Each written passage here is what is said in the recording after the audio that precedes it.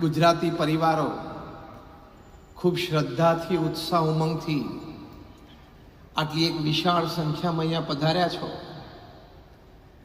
અને અમને પણ આ પરદેશની ધરતી ઉપર આવો સારો એક ગુજરાતી સમાજ વિશાળ સંખ્યામાં એના દર્શન થાય છે એટલે અમને પણ એનો ખૂબ આનંદ છે.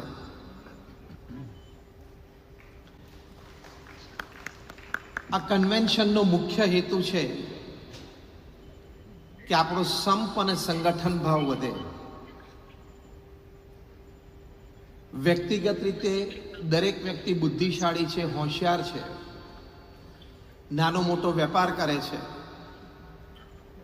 પણ જ્યારે કોઈ પણ સમાજના સભ્યો એ સંગઠિત થાય, એમાં જ્યારે મજબૂતાઈ આવે ત્યારે સમાજને અને એ સમાજના દરેક સભ્યને અનેક રીતે લાભ એ જીવનમાં થતા હોય છે. એવો એક સદવિચાર આપણને સર્વેને છે એટલે આપણે સૌ શ્રદ્ધાથી અહીંયા આ કાર્યક્રમ કન્વેન્શનમાં સાથે આવ્યા છીએ અને અમે પણ ભારતથી અમારા ગુરુહરિ મહંત સ્વામી મહારાજના આશીર્વાદ લઈને આવ્યા છીએ અને ગુરુહરિ મહંત સ્વામી મહારાજે આ કાર્યક્રમ માટે આપ સર્વેને પણ ખૂબ આશીર્વાદ પાઠવ્યા છે. સંપ અને સંગઠન ભાવની વાત કદાચ એવું કહી શકાય that the society, the world needs more unity today than at any other time in history. સંગઠિત થવું સત્કાર્ય માટે, સંગઠિત થવું ઉજળા ભવિષ્ય માટે, સંગઠિત થવું આપણી પછીની પેઢીના ઉછેર અને સંસ્કાર માટે, સંગઠિત થવું સદીઓ અને યુગો સુધી આપણા સમાજના અસ્તિત્વ માટે એ આજના દિવસે આપણું કર્તવ્ય બને છે. ભગવાને તો વિવિધતા આ પૃથ્વી ઉપર પાથરી છે અને સામે માણસને બુદ્ધિ આપી છે. God created diversity and he gifted intelligence to human beings. Why did God give intelligence to human beings? God gave the power to think, the power to collect information, the power to convert that information into knowledge and ultimately convert that knowledge into wisdom. એટલા માટે ભગવાને આપણને બુદ્ધિ શક્તિ આપી છે, પણ આપણે information સ્ટેજમાં અટકી ગયા. માહિતી ઘણી બધી આપણે એકઠી કરી, કેન્દ્રિત કરી, પણ એ માહિતીને જ્ઞાનમાં પરિવર્તિત કરવી અને જ્ઞાનને શાણપણામાં પરિવર્તિત કરવું, એમાં આપણે ઘણી બધી ખોટ ખાઈએ છીએ. ભગવાને એટલે જ બુદ્ધિ આપી છે કે આ વિવિધતાને આપણે આદરથી જોઈ શકીએ. આપણા સત્શાસ્ત્રોમાં તો લખેલું છે કે તુંડે તુંડે મતિર્વિન્ના. Every person has a different opinion for the same cause or for a same happening. દરેકનો આદર છે, પણ બુદ્ધિનો ઉપયોગ આ છે કે અન્યનો વિચાર આપણે સમજી શકીએ, ભલે આપણા કરતાં જુદો હોય. અન્યની વાત, અભિપ્રાય આપણા કરતાં જુદો હોય, પણ આપણે એને પ્રેમથી સાંભળી શકીએ. અન્યની રીતિનીતિ એ આપણા કરતાં કદાચ જુદી હોય, પણ આપણે એને આદર આપી શકીએ. એ બુદ્ધિનું બહુ જ મોટું ફળ છે. Yes or no? Raise your hands if you say yes. એ બુદ્ધિની ફલશ્રુતિ છે. કારણ કે પૃથ્વી ઉપર દરેક વ્યક્તિ આપણા મત સાથે સંમત થાય એવું નથી. ફર્ગેટ પૃથ્વી, પરિવારની વાત કરું છું. પરિવારમાં પણ બધા આપણા મત સાથે સંમત ન પણ થાય, એમાં કોઈ ખોટું નથી અને કોઈ વ્યક્તિ પણ ખોટા નથી. દરેકનો વિચાર હોય, દરેકનો દ્રષ્ટિકોણ હોય. There is a lot of diversity among us as family members. There is a lot of diversity among us in the social circle. There is a lot of diversity in the boardroom, in their companies. But to patiently listen to the diversities, to keep an open mind to accept the diversities. And if a diversity you feel that is better than you in some way, the courage to accept that diversity as the course of action is the ultimate fruit of human life.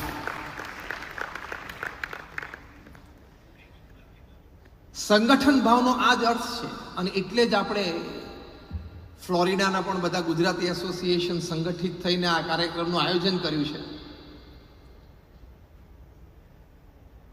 તો સંગઠન ભાવ એ આપણા હૃદયમાં દ્રઢ થાય. એક વાક્ય ફરી વખત રિપીટ કરું છું.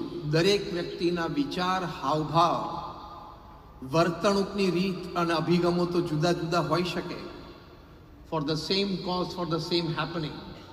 But when you respect diversity, you are a complete human being. Otherwise, you are not. That gives you completeness as a human being. And diversity માં unity possible છે. એટલે આ કન્વેન્શનમાં આપણે પહેલો મુખ્ય વિચાર એ કરવાનો છે કે unity in diversity is possible. It is practically livable. How many of you agree with this idea? બધા આપણે હાથ ઊંચો કરો કે વિવિધતામાં એકતા શક્ય છે, એમાં સૌંદર્ય છે, એમાં સર્જન છે. ડિફરન્ટ કલર ક્રેયોન્સ ભેગા થાય અને કેટલું સરસ ચિત્ર બનાવે છે. જુદા જુદા કલરના દોરા ભેગા થાય અને કેટલી સરસ ટેપેસ્ટ્રી બનાવે છે. જુદા જુદા મ્યુઝિકલ ઇન્સ્ટ્રુમેન્ટ્સ ભેગા થાય અને સુંદર સંગીતનું સર્જન થાય છે. જો કલર, દોરા અને મ્યુઝિકલ ઇન્સ્ટ્રુમેન્ટ્સ જુદા જુદા હોય તો પણ એક ફાઇનલ પ્રોડક્ટ અદ્ભુત આપી શકે છે. એ નિર્જીવ વસ્તુ આપણને સજીવનને શીખવાડે છે કે તમે પણ આ કરશો તો તમે પણ સુંદર સર્જન પૃથ્વી ઉપર કરી શકશો. એબ્સોલ્યુટલી ડાયવર્સિફાઈડ હોય તો પણ ભેગા થાય ને ત્યારે સુંદર સર્જન થાય, શક્તિમય સર્જન થાય.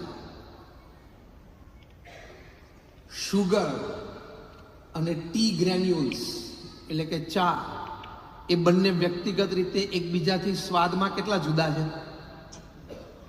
ખાંડ અને ચા એકબીજાથી વ્યક્તિગત રીતે સ્વાદમાં કેટલા જુદા છે, almost opposites.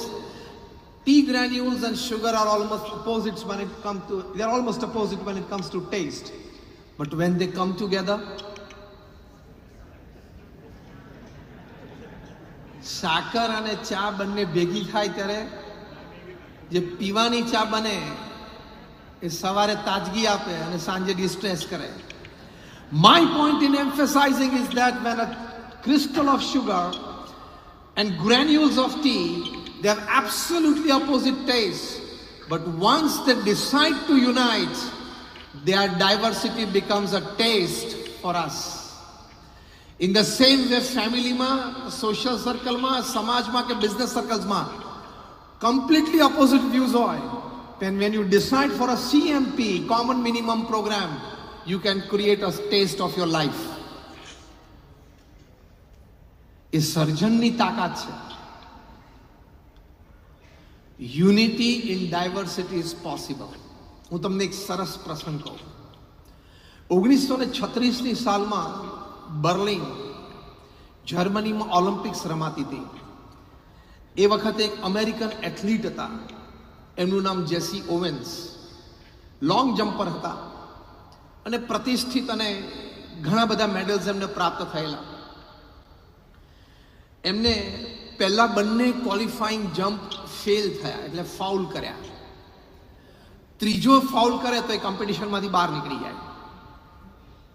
એ વખતે સામે એક ટોલ બ્લોન્ડ જર્મન ઊભા હતા, એ પણ લોંગ જમ્પર હતા. એણે જોયું કે જેસી ઓવેન્સ એક કલર્ડ વ્યક્તિ, એનામાં શક્તિ તો ઘણી છે પણ એનું સ્ટાર્ટિંગ માર્ક્સ બરોબર નથી. Luz Long a German approached Jesse Owens and said કે તારું જે સ્ટાર્ટિંગ માર્ક છે ને થોડું તારે આટલું ચેન્જ કર.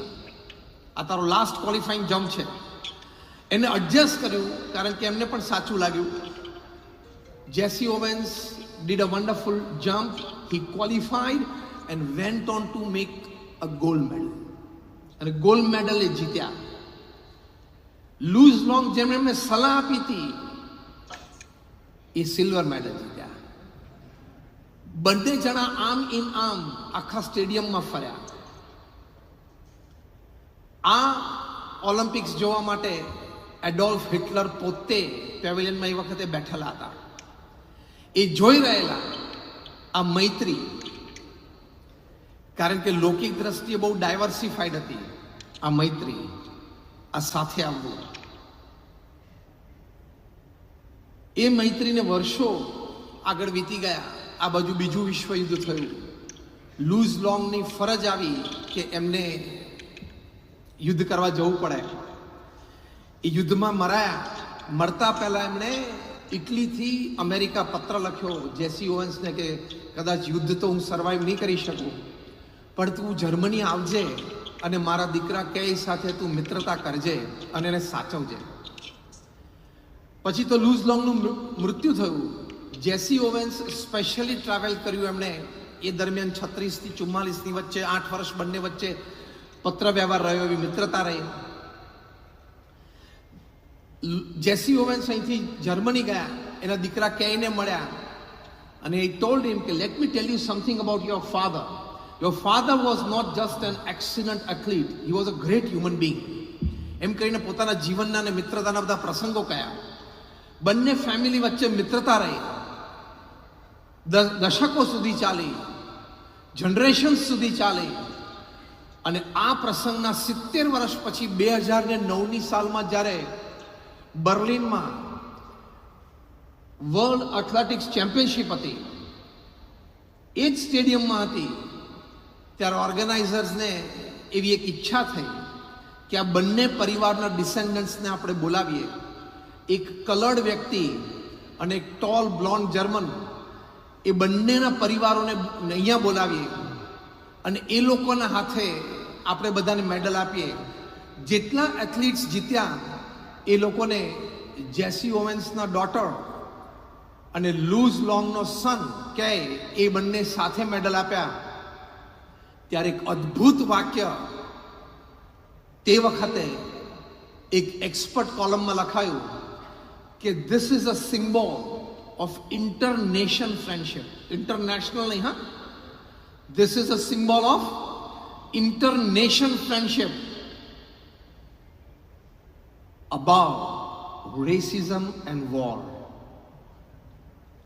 એ સંજોગો અને એ પરિસ્થિતિમાં આવી મિત્રતા આજે પણ બંને પરિવારો મિત્ર છે. કારણ કે આજથી 85 વર્ષ પહેલા બંનેના એટલે કે બંને પરિવારના એક એક વડીલે એકબીજા સાથે મિત્રતા રાખી. કેટલું ડાયવર્સિફાઈડ હતું the atmosphere, the happening, છતાં શુદ્ધ ભાવે મૈત્રી ભાવ રાખ્યો તો એક આદર્શ પ્રસંગ બની ગયો. અને આજે આપણે ફોગામાં એ પ્રસંગને યાદ કર્યો. એટલે પહેલો અગત્યનો મુદ્દો છે, unity in diversity is possible.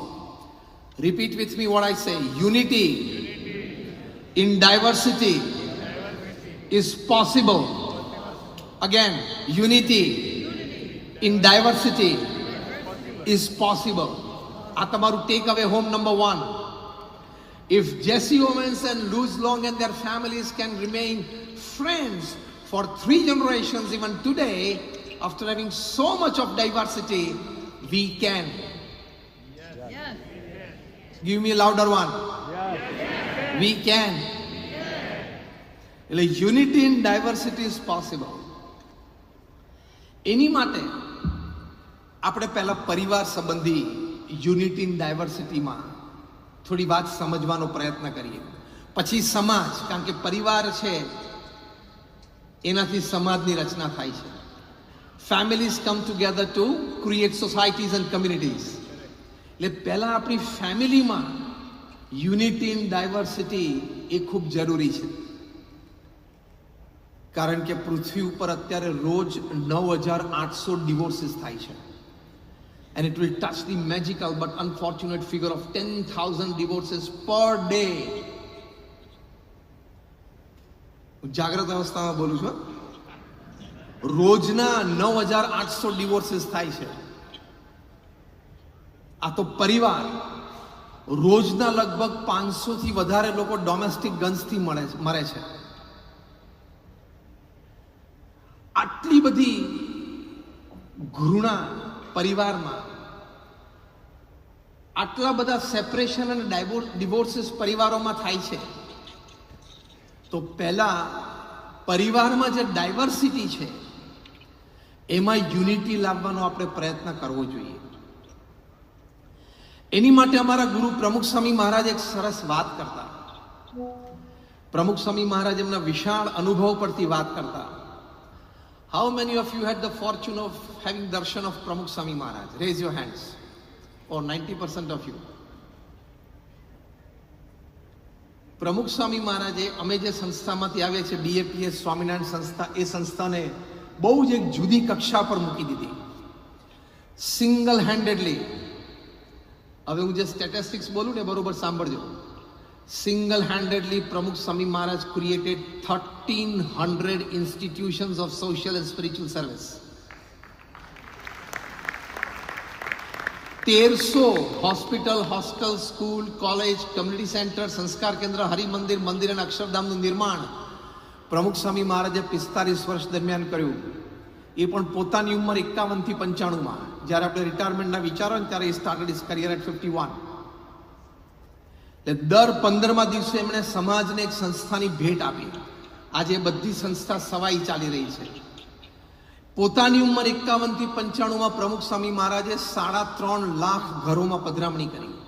દુનિયાના 60 દેશોમાં 18,000 ગામોમાં ગયા. વ્યક્તિગત જીવનમાં ચારિત્રની દ્રઢતા થાય, પારિવારિક જીવનમાં સમસ્વરોધભાવ, એકતા થાય અને સામાજિક જીવનમાં સેવાની પુષ્ટિ થાય, એની માટે એમણે પ્રયત્ન કર્યો. લોકો એમને પત્ર લખતા, વ્યક્તિગત પારિવારિક પ્રશ્નો હોય, સામાજિક વ્યવસાયિક પ્રશ્નો, એવા 7.5 લાખ પત્રોના પ્રમુખ સ્વામી મહારાજે લેખિત જવાબ આપ્યા. At an unbelievable average of responsibly answering more than 50 letters a day without a Sunday for 45 years. અમારા જેવા એમને 1100 સંતોને દીક્ષા આપી. એમાંથી 950 થી 1000 સંતો graduates, post graduates, chartered accountants, doctors, engineers છે. એમાંથી અમારે 150 થી પણ વધારે સંતો બોર્ન અમેરિકન અને બ્રિટિશ સિટીઝન છે. એમાંથી ઘણા બધા સંતો આઈવી લીગ ટાઈપ ઓફ કોલેજીસ, આઈવી લીગમાં પણ ભણેલા છે. નાસા અને બોઈંગમાં કામ કરીને પણ અહીંયા સંતની દીક્ષા લીધી છે.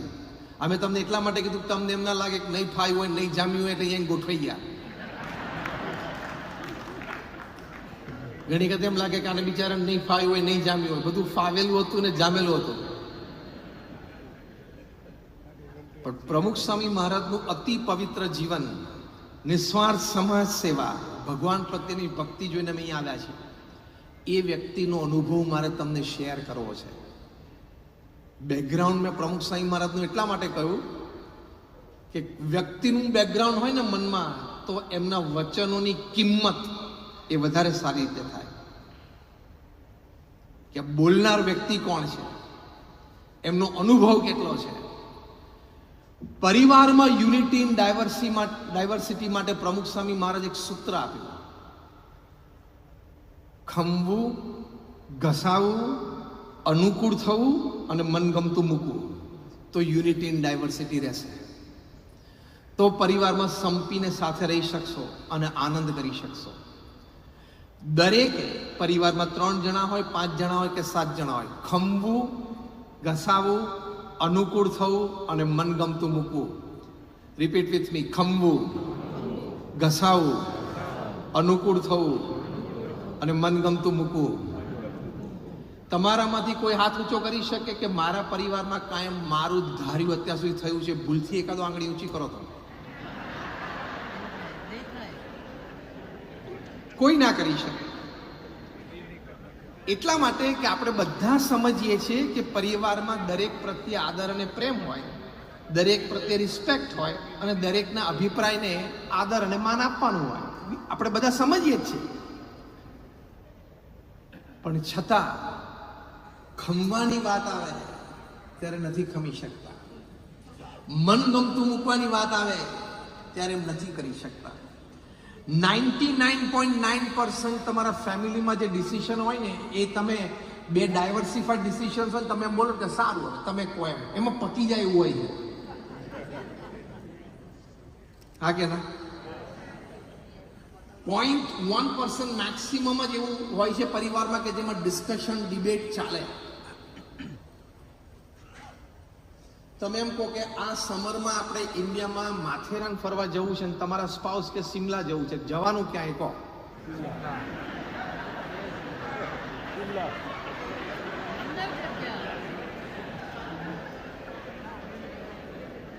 સિમલા કહેતો હોય હાથ ઊંચો કરો તો પ્રવચન પૂરું થઈ ગયું. યુનિટી ઇન ડાયવર્સિટી એનું તમને લોજિક આપો. સિમલા અને માથેરાન આપણે બધા જન્મ્યા એ પહેલાના ત્યાં છે? હા કે ના? છે.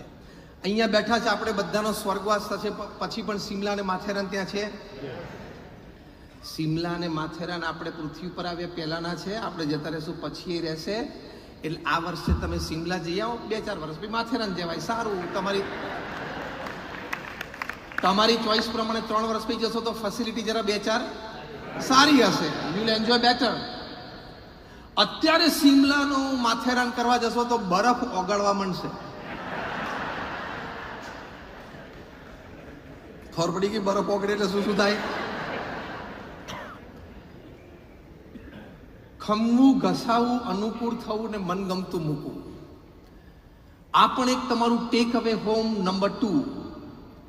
રોજ સવારે ઉઠીને તમે ભગવાનનું નામ સ્મરણ કરો, જે પણ ભગવાનના સ્વરૂપમાં તમને શ્રદ્ધા હોય. પછી તમારા મનને એક વખત કહેવાનું કે આજે મારે મારા પરિવાર માટે ખમવાનું છે, ઘસાવાનું છે, અનુકૂળ થવાનું છે અને મનગમતું મૂકવાનું છે. તો પરિવારમાં આનંદ આવે. પરિવારમાં સમૃદ્ધિ અને શિક્ષણથી આનંદ નથી, સંપના સંસ્કારથી આનંદ છે. યાદ રાખજો,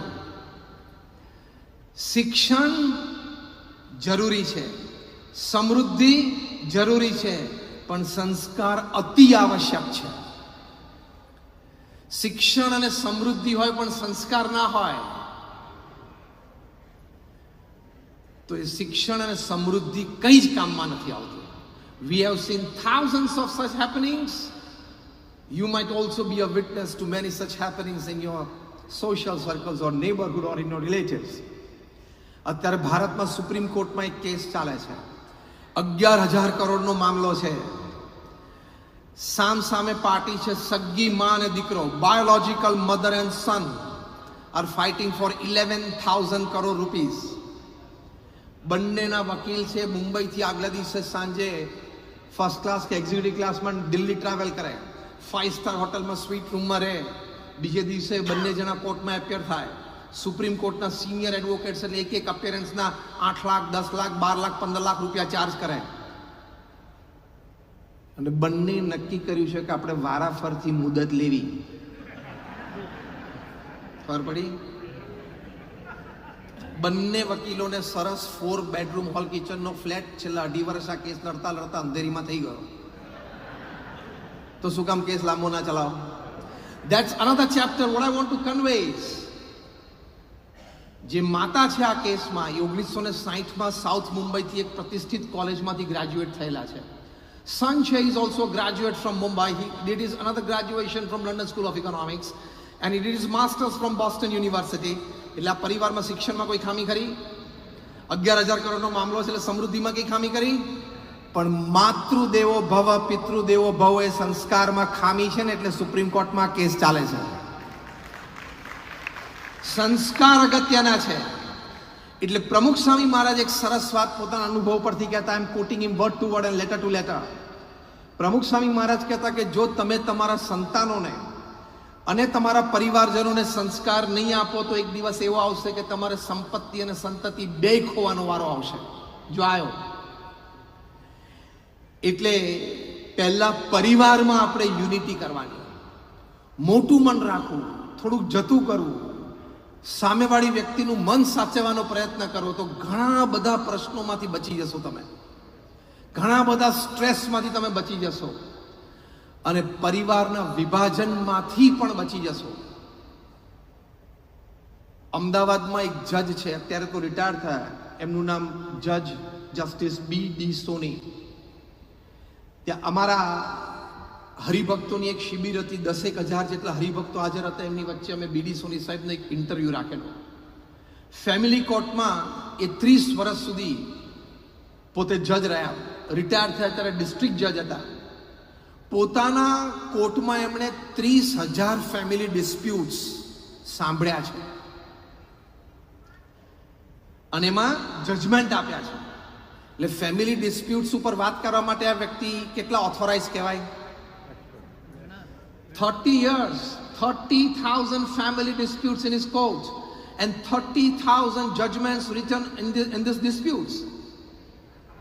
એને સીધો જ એક વાક્યમાં પ્રશ્ન પૂછવામાં આવ્યો અને કહેવામાં આવ્યું કે તમે એક જ વાક્યમાં ઉત્તર આપજો.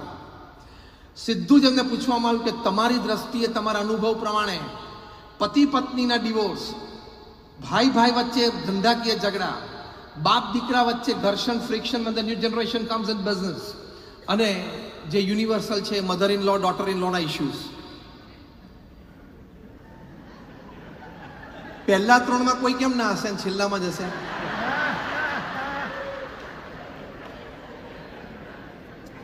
સારું, હસતા હસતા તમને વચ્ચે એક વાત કરી દઉં. મને ઘણી વખત પ્રશ્ન થતો હતો કે ઇંગ્લિશ લેંગ્વેજમાં બધું ટૂંકું થઈ જાય, ડેડીનું ડેડ થઈ જાય, મોમીનું મોમ થઈ જાય. આ mother in law, daughter in લોનું કેમ ટૂંકું નહીં કર્યું હોય? પાછું વધારે લાંબુ, mother dash in dash law, daughter dash in dash law, લાંબુ કર્યું પાછું. એનું ટૂંકું છે જ નહીં. બીજો પ્રશ્ન થયેલો, father someday becomes father-in-law, mother becomes mother-in-law, sister becomes sister-in-law, brother becomes brother-in-law, son becomes son-in-law, daughter becomes daughter-in-law, wife never becomes wife-in-law.